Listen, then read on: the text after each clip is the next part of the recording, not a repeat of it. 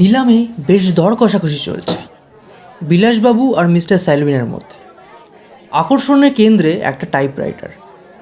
20,000 টাকা অবধি অনেক বিডিং করলেও সেটা 50 ছুতেই হাতের সংখ্যা কমতে থাকলো। 1 লাখ পৌঁছতেই দেখা গেল শুধু বিলাসবাবু আর মিস্টার স্যালভিন। এদিকে যা দর উঠছে, নিলাম সঞ্চালক ততই উত্তেজিত হচ্ছেন, আর যত উত্তেজিত হচ্ছেন ততই তেতে উঠছে নিলামঘর। তুতে খামেনের সমাধি থেকে প্রাপ্ত শেয়াল দেবতা গত মাসেই হাত ফসকেছে, তাই এটাকে হাতছাড়া করার কোনো উপায় নেই। মাইফিংসের মূর্তির অবয়ব বা তুতে খামেনের হাঁটার স্টিকটা অবধি হাত থেকে ফসকে গেল, তাই এই টাইপরাইটারটা পেতে বিলাসবাবু অর্থ পণ রেখেছেন। অবশেষে প্রায় 2.5 লাখ ওঠার পর মিস্টার স্যালভিন দুবার হাত তুলব করেও যখন তুললেন না, তখন বিলাসবাবু বেশ উৎসাহে লাফিয়ে উঠলেন। ইয়েস, জিতে গেছি।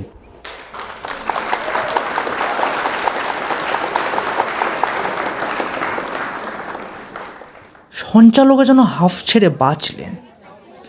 টাইপরাইটারটা একটা সুন্দর মখমলে চেন লাগানো ব্যাগের মধ্যে পুরে সব নিয়মকানুন সমাধা করে বিলাসবাবু যখন বেরিয়ে আসছেন, এমন সময় মিস্টার স্যালভিনের সাথে আবার দেখা।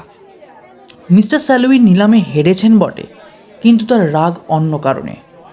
এত দূর থেকে এসে একজন নেটিভ ইন্ডিয়ানের কাছে হারা যেন কিছুতেই মেনে নিতে পারছিলেন না। বিলাসবাবুর জন্যই বাইরে অপেক্ষা করছিলেন। ভেবেছিলেন কারি কারি টাকা খালি ওদেরই আছে, তাই যে দরই হাঁকবেন কেউ তাতে তাল মেলাবে না। আসলে ট্রেন্ড যে বদলে গেছে, ভারতবাসী আর্থিকভাবে বলিয়ান হয়েছে যে সেটা সে মন থেকে মেনে নিতে পারেনি। ব্যাপারটা আজ করে বিলাসবাবু বললেন, সরি ফর দ্য লস। ভেবেছিলে আমরা অত দিয়ে কিনবো না, আর তুমি ফাঁকতালে বাগিয়ে কেটে পড়বে। The time has changed, mister Salvin. Do you know it's a car? জানার প্রয়োজন নেই। আমি মূল্যবান জিনিস সংগ্রহ করি, বলতে পারো এটা আমার একটা শখ। সুযোগ পেলে একদিন দেখে এসো আমার বাড়ি। You make money, so you buy. But কতজন পারে? কয়েকজন। What about the rest? হ্যাঁ, তোমার দেশে এখনো লোক ভুখা নাঙ্গা হয়ে রাস্তায় কুকুরের মতো থাকে, খাবারের জন্য কুকুরের সাথে ফাইট করে। You think the small thing can make you any superior? We still can buy this poor country of yours. How dare you speak to me like this? About my nation? About my people? You know I can drag you to jail for this. Do not forget, we are independent now. And yes, you lost because you ran out of money. Yes, I have more money than you right now. Now, get lost. বিলাসবাবু বেশ জোরের সাথে শেষ কথাটা বলতে সাহেব আশপাশ দেখে রাগে গড়গড় করতে করতে ক্রুর হাসি হেসে, Independent. Funny. Good night, Mr. Whatever. বলে চলে গেলেন। মনে হয় ভেবেছিলেন বেশিক্ষণ দাঁড়ালে তার জীবন বিপন্ন হতে পারে। এই উত্তপ্ত বাক্য বিনিময় আশেপাশের পরিবেশ এমন সরগরম করে তুলেছিল যে রীতিমতো লোক জটলা করে দেখছিল। তার মধ্যে অফিস থেকে নিলামে অংশগ্রহণ করা অনেকে। তারা নীরব দর্শক হয়ে এতক্ষণ শুনছিল। সাহেব চলে যেতে গুঞ্জন শুরু হলো। একজন বয়োজ্যেষ্ঠ ভদ্রলোক বললেন, আরে দাদা, মাথা ঠান্ডা করুন। এখনো ভাবছে আমরা পরাধীন। আসলে খবরে আমাদের গরিবি এত প্রচার হয় যে। আরে থামুন মশাই, সাহেবের কথা শুনে আপনাদের রক্ত গরম হয়নি? তখন চুপ মেরে কেন ছিলেন? আরে হাত দেখিয়ে চুপ করতে বলে বিলাসবাবু বলে চললেন, আরে রাখুন আপনাদের বিপ্লব। ওরা আসার আগে আমাদের দেশের কত সম্পদ ছিল জানেন? সারা বিশ্বের 27% সম্পদ শুধু আমাদেরই ছিল। এরা এসে শুধু লুটলো। আর দেশ ছাড়ার আগে সেই সম্পদ কততে দাঁড়িয়েছিল জানেন? মাত্র 0.03%। আবার বড় বড় কথা, নাকি ওরা না থাকলে আমরা উন্নত হতাম না। কথা শেষ করে টাইপরাইটারটা বগল দাবা করে বাড়ির দিকে হাঁটা লাগালেন বিলাসবাবু। টাইপরাইটারটা কার সেটা বিশদে জেনে নিয়েছিলেন বিলাসবাবু। এটির আগমন সরকারি দস্তাবেজের মতে 18ই আগস্ট 1889 লর্ড নেপিয়ারের ঘরে শোভা পেত সেটি। আপাতত 13/3 পটলডাঙ্গা স্ট্রিটে বিলাসচন্দ্র দত্তের সংগ্রহশালা শোভাবর্ধন করবে। কিন্তু বিলাসবাবু মত পাল্টালেন। শোভা বাড়িয়ে লাভ নেই, বরং কাজে লাগানো হোক। দরকারে কালি কিনবেন কালি। অফিসে থাকার সময় টাইপরাইটারে বিশেষ পারদর্শী ছিলেন বলে বেশ নাম ডাক ছিল। আসলে নিলামে এটি কেনার জন্য এত তাগিদ থাকার কারণ এটিও বটে। উনি ভাবলেন তার যে গল্পগুলি ডায়েরিতে আছে কাগজ কিনে সেটি টাইপ করে ছেপে রাখবেন। এটাও ঠিক করলেন প্রুফ নিয়ে যদি কোনো প্রকাশকের কাছে যাওয়া যায়, না, নেহাত মন্দ নয় আইডিয়াটা। এই ভেবে শোবার ঘরের পাশের ঘরে, বসবার ঘর আর কি, সেটার মাঝে একটা গোল টেবিল ছিল। টেবিলের ওপরে থাকা ফুলদানিটি সরিয়ে সেটি তার ওপর রেখে ডিনার করতে গেলেন বিলাসবাবু। একা মানুষের খাবার, বিশেষ চমক আর কী থাকবে। একটা চাকর আছে, তার নাম রাধে। তালিকাটা দীর্ঘ না হলেও যা বানায় সেটি খেতে অত্যন্ত মনোরম, একথা বিলাসবাবু মানেন। খাওয়ার হজমের সাথে সাথে আজ সাহেবের গোষ্ঠীর ষষ্ঠী পুজো করাটাও হজম করে ফেললেন বেমালুম। সেই সাহেবের সাথে তো আর দেখা হওয়ার কোনো সম্ভাবনাই নেই, তাই অকারণে মুখ পড়া সাহেবের কথা ভেবে মন খারাপ করা কোনো মানে আছে কি? না, নেই। আর নেই যখন ভেবে লাভ কি? তার থেকে ডায়েরির গল্পগুলো একবার চোখ বুলিয়ে নিয়ে ভুলগুলোকে বেছে রাখাটাকেই শ্রেয় মনে করলেন বিলাসবাবু। মনে মনে বললেন, আজ কারেকশনটা করে রাখি, কাল খালি দেখবো আর টাইপ করব। কতদিন বাদে যে টাইপ করব, মনে কেমন একটা অজানা আনন্দ হচ্ছে। খাওয়া দাওয়া করে সিগারেটে শুকটান দিতে দিতে ডায়েরিতে নিজের লেখা গল্পগুলিকে পড়তে পড়তে বেশ রাত হয়ে এলো। বাথরুম থেকে ফিরে বাতি নিভিয়ে নিদ্রামগ্ন হতে শুরু করলেন। ঘুমটা বেশ গাঢ়ও হয়েছে। বিলাসবাবু পাশ ফিরে শুলেন। চাদরটাকে গায়ে আষ্টে পিষ্টে জড়িয়ে আস্তে আস্তে অবসন্ন হয়ে পড়লেন। ক্লান্তিভাব তো ছিলই, আর কিছু মনে নেই বিলাসবাবু। শেষ রাতে হঠাৎ একটা খটখট শব্দে ঘুম ভেঙে গেল বিলাসবাবু। কান পেতে শুনলেন তিনি, পাশের ঘর থেকে তার সদ্য কেনা টাইপরাইটারে কেউ টাইপ করছে। প্রথমটাতে ঘুম চোখে ভুল শুনেছেন ভেবে আবার ঘুমোতে গেলেন, কিন্তু না, আবার শুনলেন এবং পরিষ্কার শুনলেন পাশের ঘর থেকেই আওয়াজ। সাথে সাথে মাথায় এলো চোর। হয়তো সাহেব চোর ফিট করেছিল। নির্লজ্জ লোভী সোজা আঙ্গুলে ঘি উঠবে না দেখে আঙ্গুল বাঁকা করলে শেষে একটা মামুলি ছিচকে চোরের আশ্রয় নিতে হলো। ভীরু হাতে টর্চ নিয়ে পা টিপে টিপে এগোলেন বিলাসবাবু।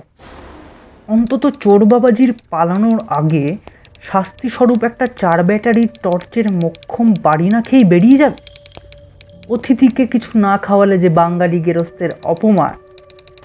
সন্তর্পণে পাশের ঘরে গিয়ে দরজাটা আস্তে যথাসম্ভব আওয়াজ না করে খুললেন। টাইপের আওয়াজও ক্ষীণ হয়েছে। চোরও কান খাড়া করলে মনে হয়।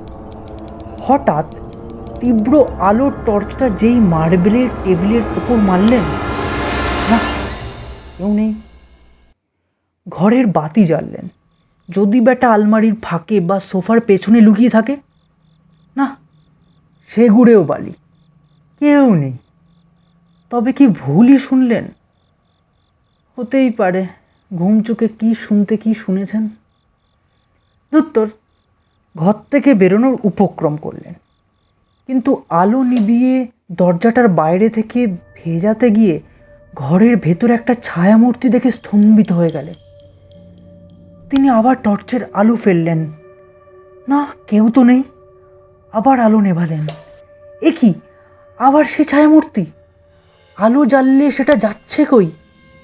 তার মানে অপটিক্যাল ইলিউশন নাকি? যতবারই আলো ফেলছেন ততবারই যেন চোখে কিছু পড়ছে না, আর নেভালেই যেন ছায়ামূর্তিটা কাছে এগিয়ে আসছে। উনিও যেন আর নড়তে পারছেন না। কেউ যেন দড়ি দিয়ে বেশ করে বেঁধেছে তাকে, বা কোনো অদৃশ্য হাত তাকে নাগপাশের মতো ঘিরে আছে। খালি তার আঙ্গুল চলছে টর্চের বোতামের ওপর। একটা শুকনো ঢোক গিলে কিছু সাহস সঞ্চয় করে বিলাসবাবু বললেন, কে? Me, me who? me, Mr. Salwin. Sorry for disturbing you again. I did not mean to bother you right now. খালি নিচের পূর্বপুরুষের সাথে আসা থিংটা দেখতে এলাম। অকশন রুমে I couldn't watch it properly. And yes, sorry to talk to you like that in the evening. তোমাদের nationalist ইমোশনে আঘাত করা উচিত হয়নি আমার। Sorry again. That time I was angry. মন গড়ল বিলাসবাবু। তিনি দেখলেন স্যালভিনি বটে, খালি ভিজেছে কাকস স্নান আর কি। বললেন, আচ্ছা, ইট ইজ ওকে মিস্টার, কিন্তু তুমি ওভাবে ভিজলে কি করে? বাইরে বৃষ্টি পড়ছে নাকি? No. I sank in. Sunk? মানে তোমাদের গ্যাঞ্জেসের জলে একটা টিপ মেরে এসেছি। I heard it's a holy river. সব পাপ নাকি ওয়াশ হয়ে যায় ওখানে। That's why. আচ্ছা আচ্ছা, তা তোমার টাইটেল তো স্যালুইন। নেপিয়ারের টাইপরাইটার তোমার পূর্বপুরুষের হয় কি করে? Because my surname isn't actually Salwin. এটা শুনে বিলাসবাবু হকচকিয়ে গেলেন। তার হতবম্ব ভাব দেখে সাহেব বললে, আরে calm down. পুরোটা listen properly. ওটা আমি ফ্রড করেছি। আমার actual name mister Alfred Napier. Because original name বললে প্রবলেমস হতো, অ্যান্ড বাই ল এটা যে আমার বংশের সেটার প্রুফ আমি দেখাতে পারতাম না। I don't have any documents supporting it. খালি শুনেছিলাম আমার ধাতুর কাছে there was a typewriter and the typewriter was priceless. কেন প্রাইসলেস সেটা অবশ্য আমি ঠিক জানতাম না। সেটা যে কোথায় আছে সেটাও জানতাম না। Luckily, I visited Calcutta. একটা দিল্লি থেকে I got to know যে এরকম একটা টাইপরাইটার একটা অকশনে উঠছে। That time even I was not aware that this is the thing that I'm looking for. এর হিস্ট্রি আমি শুনলাম হাউসের কোঅর্ডিনেটর কাছ থেকে। Then I decided I should go for it. But before that, I had to change my surname. So Salwin হিসেবে নিলে কোনো অসুবিধাই হতো না। But unfortunately, তুমি নিয়ে নিলে। খুব রাগ হয়েছিল, trust me. Then তোমাদের গ্যাঞ্জেসের ব্যাংকি হাওয়া খেতে গিয়ে I realized this is not fair. A game should always be fair. We had a game just. তা তুমি এত রাতে না এসে কাল সকালে তো আসতে পারতে। আমি ভুলেই গেছিলাম তোমার সাথে বাকবিতণ্ডার কথা। মোরোভার, আমরা বাঙালিরা যে অতিথি বৎসল সেটাও তোমার জানাটা জরুরি। এনিওয়ে, এসে যখন পড়েছ তখন আর মানা করি কি করে? No, I have to get back before sunrise. Why? And by the way, তুমি স্নিক করলে কি করে? You know, old man says, where there is a will, there is a way. পাখিটা তুমি কাল সকালে বুঝে যাবে। সানরাইজ হতে আর বেশি দেরি নেই। তবে আমি কি তোমার পজেস টাইপকে একটু টাচ করে দেখতে পারি? ও শিওর, কিন্তু এটা একটা হিস্টোরিক বলেই কি priceless, or there are some other history too? সাহেব একটু অন্যমনস্ক হয়ে ততক্ষণে টাইপরাইটারে বোতামে চাপ দিতে শুরু করেছিলেন, তাই বিলাসবাবুর শেষ কথাটি যেন কানেই তুললেন না।